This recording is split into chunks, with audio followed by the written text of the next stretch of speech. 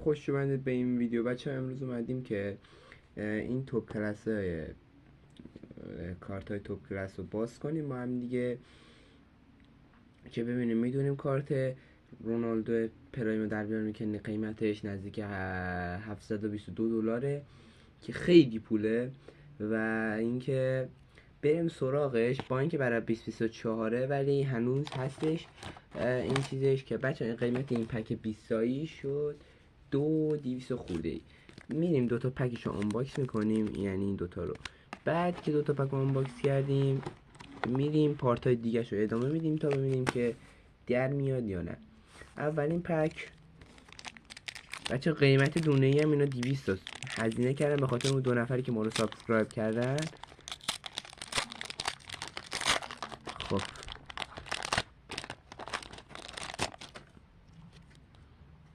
خب اولین بازیکن کمان کارت بیسیکشه، آیه پارسید همچون کسیه. این هم کارت بیسیکه. توی کجا بازی میکنه؟ توی آمریکاست. این دوتا فعلا این کارتا باشن اینجا. یه دسته من اینو درست بکنم. خب حل. این دوتا. این کارت هم که لینورمنده که کارت بازیکن اسپانیاست. یه ذره من این زاویه رو درست کنم بیارم عقب که جا برای کارتو باشه. این سه تا کارت بره عقب. اینا رو میاریم پایین، میاریم این پایین. خب هم بچه بیسیک لوتارو مارتینز چقدر خوب. از کارت به از چیز خارج میشه. یه ذره دیگه باید مثل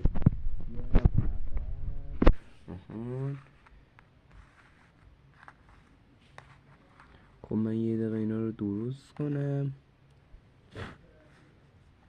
خب بریم برای کارت بعدی. یه کارت بچه حدس بزنید کارت چیه. من میارم شما حدس بزنید.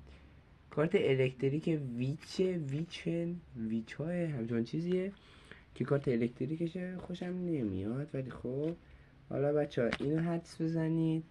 این فکر کنم خیلیش بازه باشه. الکتریک کارت پدری.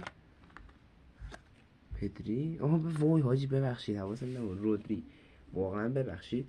و کارت به وینر کروس. واقعا چه کارتی. این کارت خیلی ارزش داره. این قیمتش الان $1-2 رو خورده ایه. این دوتا هم تاش مثلا نیم سنت اینو بیارزه. و کارت آخر از اودوجی همچون چیزی نمیدونم اسمشو، تو کامنت ها بگید. کارت بدی نیست. اینم نیم سنت میارزه. بچه اگه میخوای قیمتاشو در بیارید تو گوگل سرچ کنید توپ کارت رو که بزنید سایت خودش میاد و میتونید استفاده کنید. خب بریم بچه اول ترتیب بندی کنیم. کروس، رودری، کروس ایشون، رودری ایشون، لوتارو مارتینز، کومان ایشون و ایشون. اسم این دوتا رو نمیدونم چون بازیکنای زیادی نیستن که بخوایم. خب بریم برای پک دوم. بچه واقعا این همه دارم خرج میکنم. یه ذره شما لایک بزنی همه اینا برای من برمیگرده. واقعا دارم میگم. و یه کارت خوبی رو دارم میبینم اینجا. آیه دومفراس کارت بیسیکشه. کارت بیسیک پیپل همچون چیزیه. سواد انگلیسی رو بنازم. و یه کارت دیگه پینو بیسیک. یه کارت بیسیک دیگه هم داریم که به دیلورنزو. کارت خوبیه واقعا دوست دارم این کارتو. این کارت هم یه قیمت خودشو داره. و بچه ها دیویس الکتریک. واه بچه ها این $1 رو خورده ای میارزه. کارت کیم مکس پاور کیم. و وای چه کارتی بچه ها. این کارت $7 میارزه. ماجیک میکس شوامنی و گریزمن.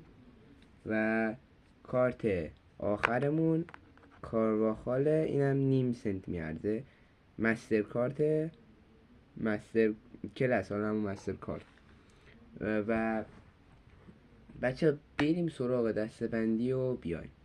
و بچه یه بار کارت ها نشون بدیم. مجیک میکس شوامنی و گریزمن که گرونترین کارت $2.5. کروس وینرش $1 خورده ایناست، نمیدونم قیمتش رو دقیق یادم نیست اینو. مستر کلاس کارواخال که اینم $0.5، اینم همینطور $0.5. اسمشو نمیدونم، تو کامنت بنویسید خیلی ممنون میشم. اینم کارت الکتریک رودریه، اینم کلا میشه $1.5. نه بخشی نه 75 سنت، 75 سنت اینا میشن. این سه تا کارت رودری و دیویس و اینشون هم که نمیشناسم خیلی. آخه این لیگ میگم کشور آمریکا رو زیاد اصلا بازیکناشو نمیدونم اصلا شما بشناسید. و اینم کارت 25 سنتیه که تا الان پولش در نیومده، ولی خب همین پول این کارت ها. و مارتینز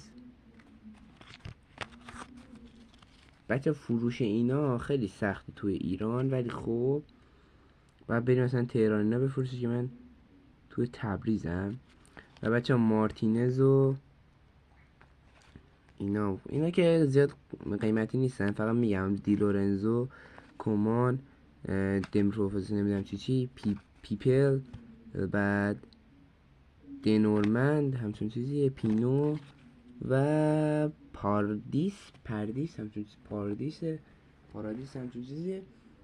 و اینم همین آخرین کارت بود.